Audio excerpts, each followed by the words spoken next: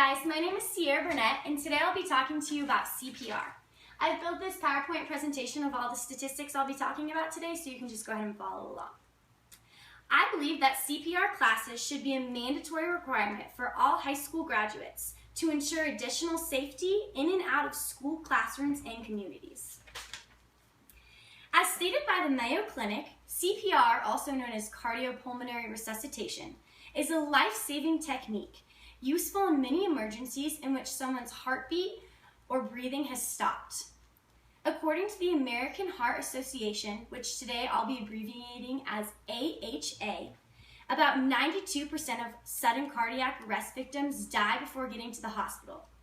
And however, statistics are proving that if more people knew CPR, this number would be lowered. CPR can save a life. That is something so amazing in itself, which you can be a part of today. Getting CPR certified is so easy and can be the difference between a life and death situation. Today I will describe the need for CPR, how to get certified, explain the good and the bad outcomes that will arise from either getting certified or not getting certified. Now, let's begin with the importance of CPR certification. Anyone can learn CPR, and we all should. The AHA states that 70% of Americans feel helpless to act during a cardiac emergency because they either don't know CPR or their CPR training is lacking. Although CPR isn't something that we're going to use on a day-to-day basis, knowing CPR can mean knowing how to save the life of your loved one. Because according to AHA, 88% of cardiac arrests actually happen at home. I know I would never want to put someone in this negative situation. I want to be educated in order to be helpful when someone is in need. CPR is performed in order to restore and maintain breathing and circulation to provide oxygen and blood flow to the heart, brain, and other vital organs. It's performed when a person is unconscious and not breathing. Did you know that if someone stops breathing or their heart stops beating, they can only survive for 4 to 6 minutes without possibly resulting in brain damage or even death? By doing CPR, you can extend that time by circulating oxygen to the brain before help comes. The AHA estimates that 100,000 to 200,000 lives of adults and children could be saved each year if CPR was only performed earlier. CPR saves lives. If you could stop permanent brain damage or even death, wouldn't you? According to the AHA, individuals who immediately start CPR when needed increase the victim survival rate of 40%. And each minute the treatment is delayed, that patient's chance of survival reduces to about 10%.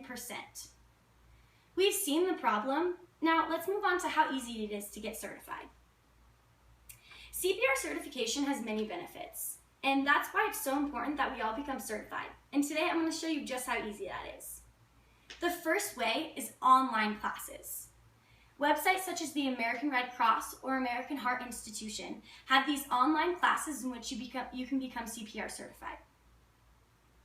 You can also take in-person classes again through the above, what I just mentioned.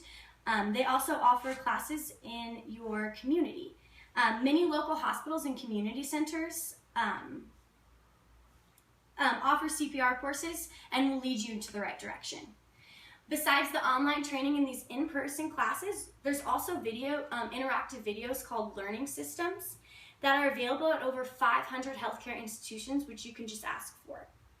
There are a variety of courses that aim to help CPR training. These classes range from a 30-minute brief CPR class to a blended learning course to a full-on first aid and CPR course.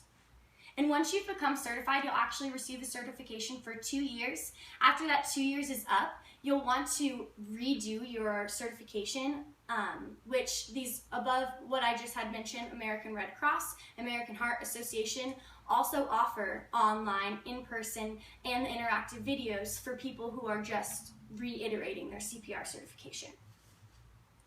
According to the different websites I've been looking on, depending on the class you're wanting to take, the basic class starts around $70 and can range to $100, really depending on just if you're just wanting the basic CPR or the full first aid and CPR training. Obviously, this certification isn't going to be free. However, it could mean saving a life. Let that sink in.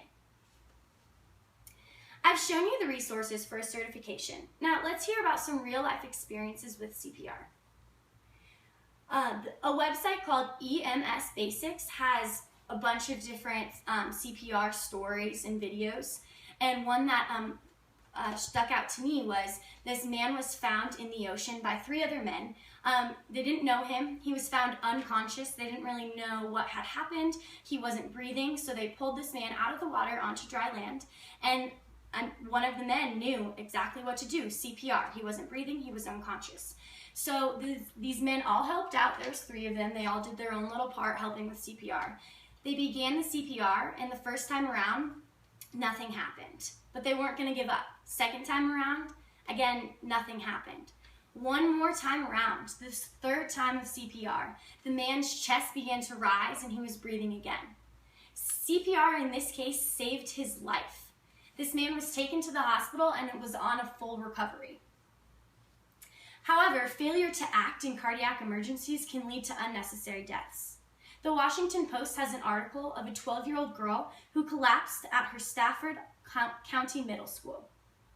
The girl didn't receive CPR for at least 6 minutes after she had collapsed. The autopsy, once gotten back, showed that the girl died of lack of oxygen to her brain after the collapse.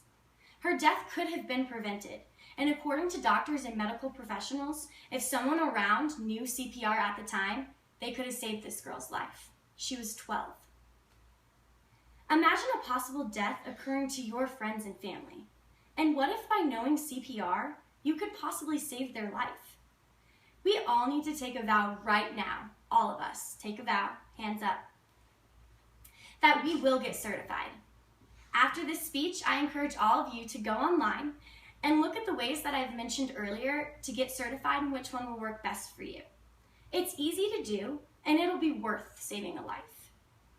You've heard the stories and you've seen the success rate of CPR and how important knowing CPR can be. CPR is a necessity and all people should have to know it. It can be the result of a life or death situation, and I know most of us would choose life. Think about it. Wouldn't you want the person next to you to be able to save your life if you ever felt unconscious and stopped breathing? Stay true to the vow we've all taken today. Let's all get certified and start saving lives. Thank you all for listening.